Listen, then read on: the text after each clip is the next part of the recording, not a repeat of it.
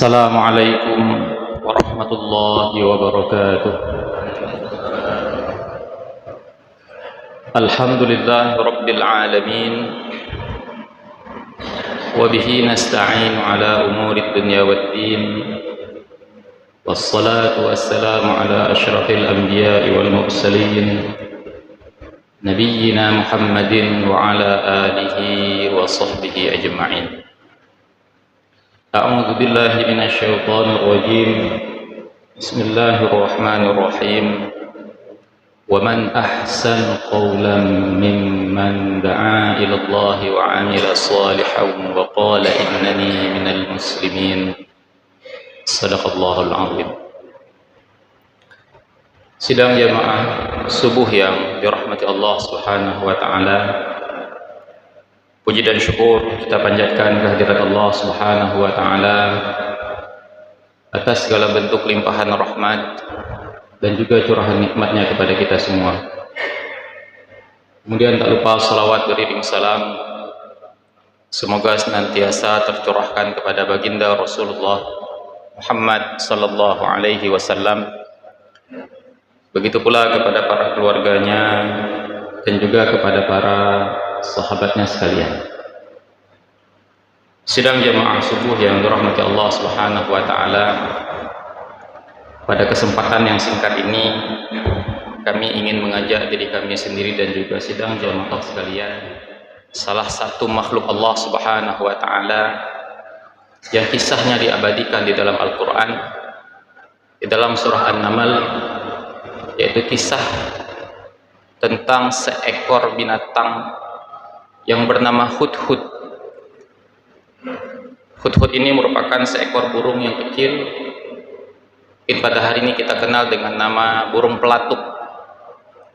Kisah hudhud ini diabadikan di dalam surah An-Naml ketika Nabiullah Sulaiman alaihissalam pada suatu waktu mengadakan apel bersama tentara-tentaranya. Kita ketahui tentara Nabi Sulaiman tidak hanya berasal dari kalangan manusia, tapi tentaranya berasal dari kalangan jin dan juga binatang. Dan di antara kalangan binatang itu ada barisan burung. Di antara barisan burung itu ada seekor burung hudhud. Dan tatkala Nabi Sulaiman alaihissalam mengadakan satu apel besar, pada saat itu Nabi Sulaiman tidak mendapati hudhud hadir. Dan ternyata ketika kita melihat di dalam Al-Quran, hudhud tidak hadir karena mengadakan satu perjalanan yang begitu jauh sampai ke sebuah negeri yang bernama negeri Sabah. Dan ketika itu sekembalinya burung hudhud dari negeri Sabah, hudhud menyampaikan satu pesan penting kepada Nabi Sulaiman alaihissalam. Hudhud mengatakan, Inni wajadtu imra'atan tamlikuhum wa utiyat min kulli syai'. Sesungguhnya aku mendapati ada seorang perempuan yang dia memiliki segala sesuatu, dia dianugerahi segala sesuatu. Walaha 'arsyun 'azim, dan dia memiliki singgasana yang begitu besar. Dan di ayat berikutnya Hudhud mengatakan wajadtuha wa qaumaha, dan aku mendapatinya dan juga kaumnya itu yasjuduna lisyams, mereka menyembah matahari, mereka tidak menyembah Allah Subhanahu wa taala. Siapa sangka satu informasi yang begitu singkat dari Hudhud, ternyata berita itu membuka pintu hidayah kepada satu negeri, mulai dari pemimpinnya hingga seluruh masyarakatnya untuk beriman kepada Allah Subhanahu wa taala. Sidang jamaah subuh yang dirahmati Allah Subhanahu wa taala, hampir setiap saat dari seekor burung kita mendapatkan kabar, mendengar dan melihat berbagai macam fenomena-fenomena yang memprihatinkan yang terjadi di sekeliling kita. Belum selesai persoalan begal, tawuran yang terjadi pada generasi muda. Sekarang muncul lagi satu berita, judi online. Dan ternyata ini lebih mengerikan. tidak hanya melanda generasi muda, tapi hampir seluruh lapisan masyarakat diracuni oleh praktek judi online. Generasi muda, para pejabat, aparat, PNS, pegawai BUMN, semua tak luput dari judi online. Dan lagi-lagi ketika berita ini viral, hampir di setiap mimbar-mimbar masjid, para mubaligh, penceramah menyuarakan keprihatinan. Tapi setiap suara-suara yang lantang yang keluar dari lisan dari para mubaligh seolah-olah tidak memiliki makna. Mengapa? Logikanya sederhana. Apa yang disampaikan mubaligh hanya didengar oleh para jamaah saja. Hari ini kita bercerita tentang bahaya judi online. Siapa yang mendengarkan jamaah subuh? Para pelaku judi online, mereka masih terlelap di rumah. Mereka masih disibukkan dengan permainan-permainan haram itu. Ketika kita disibukkan dengan praktek begal yang dilakukan oleh generasi, kita juga kemudian menyampaikan keprihatinan. Suara lantang mengakui Pak penceramah. Siapa yang mendengarkan? Lagi-lagi jamaah. Dan suara lantang dari para penceramah, para ustadz, sejatinya hanya didengar oleh kita dan tidak pernah sampai kepada mereka yang seharusnya mendapati peringatan demi peringatan. Sehingga sebagaimana yang kita sampaikan tadi, sebesar apapun suara kita, sehebat apapun suara keprihatinan kita, maka dia hanya sekedar suara. Tidak sampai kemudian mengubah perilaku mereka yang selalu kemudian bergelimang dengan praktek-praktek haram tersebut. Persoalannya di mana? Persoalannya ketika pada hari ini pesan-pesan dakwah itu masih terbatas hanya di mimbar-mimbar masjid. Oleh karena itu pada hari ini kita kembali belajar dari seekor burung hudhud. Hudhud ini hanya seekor burung. Ketika dia mendapati satu kaum tidak menyembah Allah Subhanahu wa taala, hatinya terusik. Walaupun dia hanya seekor binatang, hatinya terusik. Dia tidak menerima di atas bumi ini, di atas bumi Allah ini ternyata ada manusia yang diciptakan oleh Allah Subhanahu wa taala, diberikan rezeki oleh Allah Subhanahu wa taala, tapi mereka tidak menyembah Allah. Mereka justru menyembah matahari yang juga makhluk Allah Subhanahu wa taala. Tapi hudhud memiliki keterbatasan. Hudhud tidak mungkin pada saat itu ketika dia mendapati kaum negeri Sabak menyembah matahari, dia kemudian mendakwahi kaum itu. Karena dia hanya seekor burung. Dia tidak bisa bercakap-cakap dengan bahasa manusia. Kalau dia menyeru negeri itu, mereka tidak bisa memahami apa yang disampaikan oleh sang burung. Dia hanya seekor burung, seekor hewan yang tidak dianggap.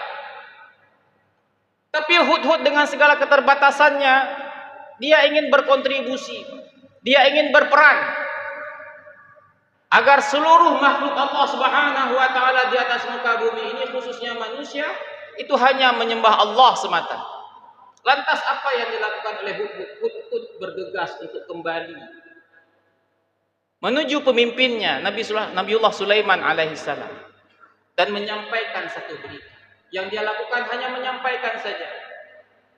Wahai Nabi, sesungguhnya aku mendapati satu kaum, hidup mereka begitu sejahtera, Allah melimpahkan kepada mereka rezeki dari bumi dan langit. Pembesar-pembesarnya memiliki segala sesuatu kemewahan. Sang ratunya bersemayam di atas singgasana yang begitu besar, menunjukkan bahwa negeri ini begitu makmur. Tapi sayangnya sang ratu ini dan juga kaumnya itu menyembah matahari. Oleh karena itu sidang jamaah yang dirahmati Allah Subhanahu wa taala, pada hari ini kita yang sudah Allah berikan anugerah untuk dapat merutinkan kebiasaan kita pergi ke masjid-masjid Allah, merutinkan diri kita untuk mendengarkan petuah-petuah dari guru-guru kita di setiap majelis ilmu, maka apa yang kita dapati itu tidak cukup hanya ada di diri kita, tapi mari kita kemudian menjadi hudhud. Harus terusik jiwa kita Pak, ketika pada hari ini kita melangkahkan diri kita dari rumah menuju ke masjid, kita melihat anak-anak kita, ada sebagian di antara mereka masih disibukkan dengan permainan-permainan judi online. Mereka seperti tidak menghiraukan panggilan Allah Subhanahu wa taala. Tadi saja kita berangkat dari rumah, Pak. Di beberapa tempat itu anak-anak itu masih disibukkan. Salatkah mereka? Tak salat mereka. Itu subuh. Begitu juga dengan maghrib. Apakah kita tidak terusik pada hari ini? Ketika kita berangkat dari rumah menuju ke masjid, kita mendapati kafe-kafe, warung-warung kopi hanya dimatikan saja lampunya. Di dalam ada orang dan mereka tidak sholat.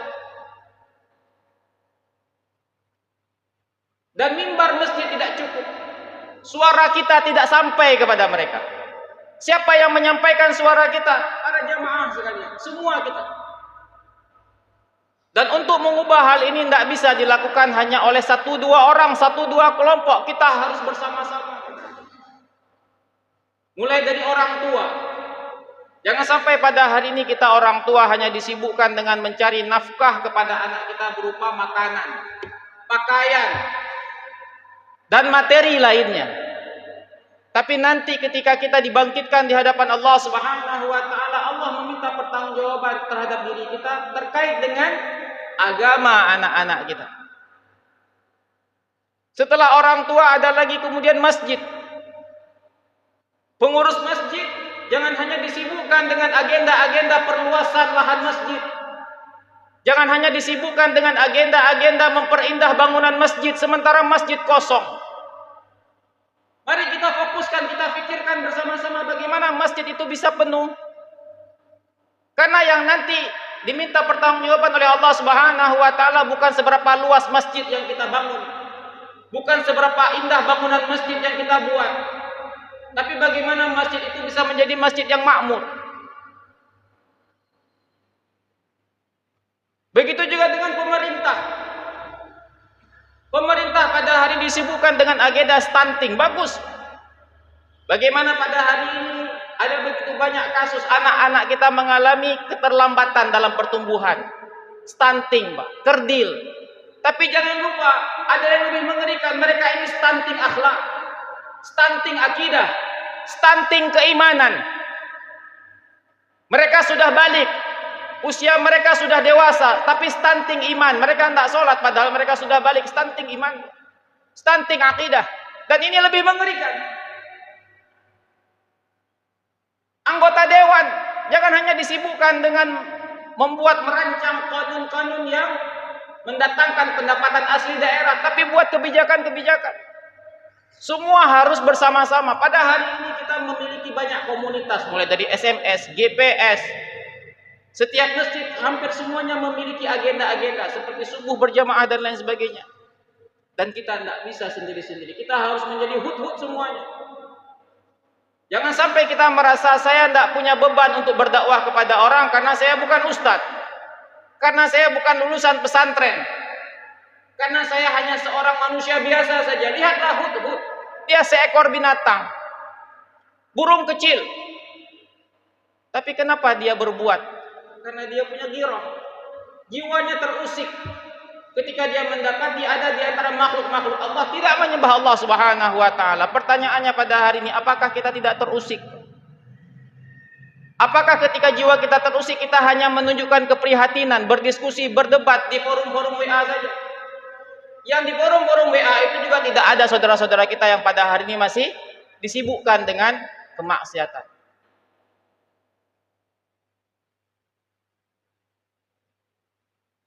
Para guru, kepala sekolah, jangan hanya disibukkan dengan akreditasi lembaganya. Jangan sampai pada hari ini setiap sekolah merasa sudah cukup dan bangga ketika mendapati sekolahnya memiliki predikat unggul. Apalah arti unggul ketika anak-anak kita tidak sholat? Kami di beberapa tempat di sekolah itu pernah menyampaikan, kenapa di sekolah ini tidak ada sholat berjamaah zuhur? Kan anak-anak pulang jam 2, contoh. Sementara setiap Jumat pagi sekolah mampu mengadakan baca Yasin bersama. Ini kisah nyata, Pak, di sebuah sekolah. Kami menyampaikan ceramah. Sesaat setelah baca Yasin bersama. Habis baca Yasin, saya bertanya kepada anak-anak yang baca Yasin, siapa yang sholat subuh tadi? Mereka baca Yasin, Pak. Siapa yang sholat subuh tadi? Hanya 3 orang, 4 orang. Apa artinya dia baca surah Yasin sementara dia tidak sholat? Apa hukum baca Yasin? Apakah rukun dalam agama? Bukan. Apakah kewajiban membaca surah Yasin di setiap pagi Jumat? Tidak. Tapi sholat subuh. Begitu juga nanti zuhur. Jangan sampai para kepala sekolah merasa sudah kental suasana agama di sekolah saya. Kenapa? Setiap Jumat ada baca Yasin. Sementara dia tidak merasa terusik ketika tidak merasa terganggu jiwanya, hatinya. Khawatir ketika anak-anak keluar dari sekolahnya, anak-anak belum sholat zuhur. Dan ketika kita sampaikan kepada para kepala sekolah mengatakan, jam belajar susah, musola kecil, dan lain sebagainya. Apa yang kemudian harus kita lakukan? Ini harus dilakukan mulai dari kita yang mendengarkan, para jamaah sekalian, sampai kemudian aparatur pemerintah. Aparatur pemerintah harus bisa membuat peraturan. Warung-warung kopi itu harus dirazia. Kenapa dulu ketika pandemi Covid semua kita bisa melakukan? Semua sumber daya dikerahkan, hampir setiap malam ada razia.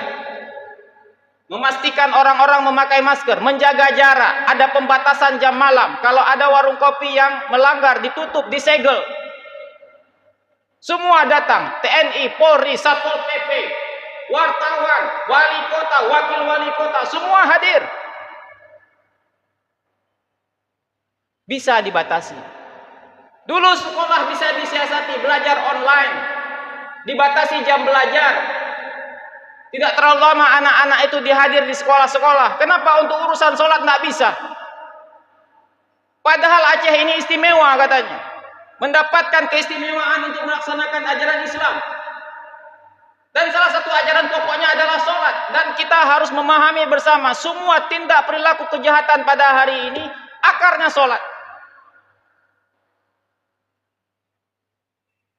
Dan pada kali ini kita harus berembuk. Kita harus sama berpikir. Masjid kita sama-sama berpikir. Hari ini coba lihat Pak, organisasi paling vakum di setiap masjid adalah remaja masjid. Bahkan tak jarang ada masjid-masjid pengurus remajanya usia 40 tahun, 45 tahun. Sudah beruban. Kenapa? Remaja tidak ada lagi. Kenapa? Karena dakwah remaja ini tidak ada yang memperhatikan. Dakwah remaja adalah dakwah jalan yang sepi, Pak. Kami pernah mendampingi remaja masjid. Kita buat program, kita buat agenda. Tapi ternyata perhatian tidak begitu. Contoh saja, ketika kita membuat sebuah agenda saja, sebuah kegiatan saja, kita kemudian menyampaikan proposal untuk pendanaan. Hanya sedikit orang yang memberikan support. Berbeda halnya dengan ketika panitia masjid membuka donasi untuk perluasan masjid, wakaf.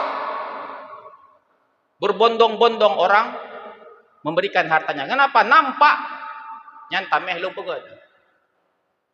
Itu satu peta itu saya yang wakaf, nampak. Tapi apa yang terjadi? Semangat kita membangun masjid tinggi, semangat kita memperluas masjid tinggi, tapi semakin luas masjid itu semakin nampak kosong. Jamaahnya tetap 2 saf, tapi masjid semakin luas, semakin nampak kosong. Dan sampai kapan kemudian kita hanya menjadikan agenda-agenda ini sebagai prioritas? Bukan tak boleh memperindah masjid, bukan tak boleh memperluas masjid, tapi agenda-agenda keumatan itu ada prioritas. Dan kalau kita mendapati dulu Nabi SAW dan juga para sahabat, mereka tidak memberikan prioritas yang besar terkait dengan fisik masjid. Bukan berarti di tengah-tengah mereka tidak punya orang yang kaya. Utsman bin Affan apa kurang kaya? Silakan lihat di buku-buku sirah. Bagaimana kekayaan Utsman bin Affan. Silakan lihat di buku-buku tarikh. Bagaimana kekayaan Abdurrahman bin Auf, kekayaan Umar bin Khattab, kekayaan Abu Bakar. Mereka punya uang. Apakah mereka tidak bisa memperbagus masjid, memperindah masjid? Bisa. Tapi bukan itu prioritasnya. Bagaimana masjid-masjid dulu? Pada zaman Nabi Shallallahu Alaihi Wasallam masjid itu hanya beralaskan tanah. Dikatakan ketika panas di siang hari, mereka harus melapisi tanah itu dengan sehelai kain. Tak sanggup dahi ini Pak merasakan panas. Ketika hujan turun, dahi-dahi mereka basah, kotor dengan lumpur. Atapnya hanya pelepah kurma, tiangnya hanya pohon kurma, tapi masjidnya makmur. Tapi datang generasi sesudah, masjid semakin indah, semakin bagus. Semua masjid kita itu seolah-olah padahalnya seperti Masjidil Haram Pak, tidak pernah selesai. Ada saja yang kita tambah, ada saja yang kemudian kita perindah lagi. Tapi satu yang kita lupakan, isi masjid atau sidang jamaah yang dirahmati Allah Subhanahu wa taala. Inilah hudhud. Jangan sampai kita tidak memiliki rasa malu dengan hudhud. Pemerintah seharusnya malu dengan hudhud. Seekor burung yang memiliki keterbatasan dia berkontribusi. Lantas bagaimana dengan pemerintah yang punya wewenang? Seorang anggota dewan seharusnya malu dengan hudhud. Dia punya wewenang.